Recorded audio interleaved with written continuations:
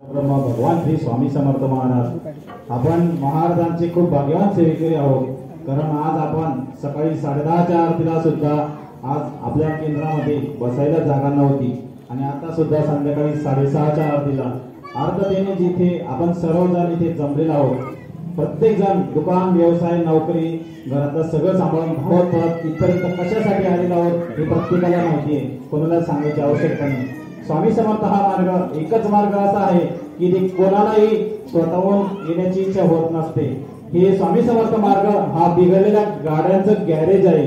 इथे कोणाचा ना कोणाचा वैयक्तिक काहीतरी प्रश्न आहे। प्रत्येक जण इथे स्वार्थासाठीच केंद्रामध्ये येत असतो हे सर्वांनी लक्षात घ्यायचं आहे।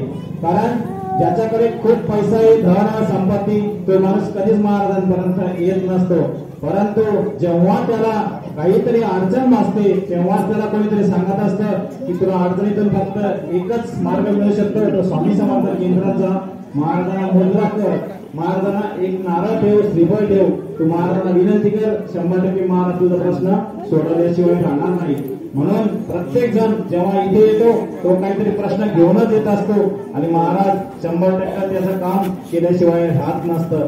मग कोणाचा विवाहाचा प्रश्न आहे, ज्यांचे विवाह झाले त्यांना अपत्याचा प्रश्न आहे, ज्यांना अपत्य झालं त्यांचा मुलगा कोडकारपणा, हट्टीपणा, चिडचिडपणा करतो। बरेचजणांचे मुलं मुली वयात आले परंतु लग्नात जमत नाही, विवाहाचे योग येत नाही, म्हणून आपल्याकडे भर संस्कारचं पण आपण त्यासाठी आपल्याकडे दर रविवारी असतो। प्रत्येक जणाचा कुठलाही प्रश्न असू द्या, विवाहाचा असू द्या, आर्थिक असू द्या, लक्ष्मी प्राप्तीसाठी असू द्या, महाराज हे सर्वांचं काम करत असतात। आताच आपण 21 जानेवारीला वेरूळ येथे लक्ष्मी प्राप्तीची सेवा परमपूज्य गुरुमाऊलींनी करून घेतली। सकाळी 5 वाजेपासून तर जवळपास दुपारी 3 वाजेपर्यंत लक्ष्मी प्राप्तीच्या सेवेसाठी पूर्ण महाराष्ट्रच नव्हे तर महाराष्ट्राच्या बाहेरून सुद्धा खूप अनंत भावतीचे सेवेकरी आपल्या या परमपूज्य गुरुमाऊलींनी सांगितलेल्या सेवेसाठी आलेले होते। तर ती सेवा म्हणजे काय, श्रीयंत्रावरती आपण जर श्री सूक्ताचा अभिषेक करून ते जर आपण देवघरामध्ये ठेवलं आणि त्याच्यावरती दर पौर्णिमेला श्री सूक्ताचा अभिषेक करून कुंकुमार्चन जर केलं तर आपल्याला घरामध्ये कर्जबाजारीपणा, त्याच्यानंतर आर्थिक टंचाई, हे जे काही असं संकट आहे आपल्याला होणारं कर्ज हे 100% महाराज माऊली त्या सेवेच्या माध्यमातून कमी करत असतात। त्यानंतर दुसरं रुद्रयंत्र आहे।